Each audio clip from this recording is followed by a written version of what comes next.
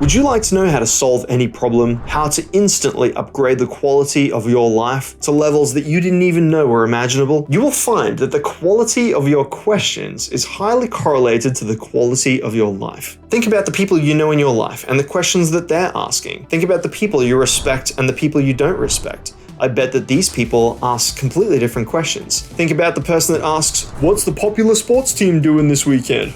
And the person that goes, "What is the meaning of life?" These two people are going to go down completely different paths in life because the intention of their questions, the amount of thought and consideration they've put into them, is completely different. A lot of bad questions also come from the people trying to simply outsource their thinking. They bundle up all of their problems in an incoherent mess, they don't bother typing in the words correctly, or they'll jumble everything up, and then they'll just dump it on your lap. They don't even put in a little bit of effort into trying to untangle all of their own thoughts for the benefit of the person that's trying to help them. So even if they were inclined to help, they still can't because the question is not clear. With this, you can see that giving people all the relevant details is super important to understanding where you're at and what you're doing. Vagueness gets vague answers, and you want specificity because specificity is actionable. Number 2, tell them what you've already tried.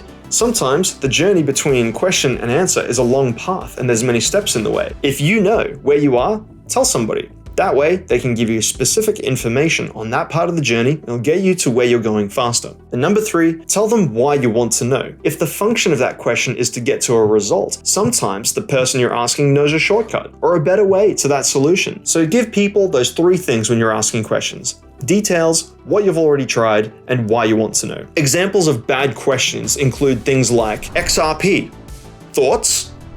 Never ask thoughts. Thoughts is an example of outsourcing your thinking. Don't do this. Tell us what you've learned from the lessons, what skills and tactics you're trying to apply, specifically why you're trying to apply those, and then ask, have I applied the lessons correctly? The way that you structure your analysis will lend itself a lot better to the actionable advice that we need to give you so you can make the most money possible. The amount of effort that you put into your questions will probably draw out the same amount of effort from the person answering you. So if the professors are inclined to help, they will be more inclined to help to a greater detail if you put a lot of effort in there. Remember all of these rules and you're going to be asking fantastic questions and be getting great responses.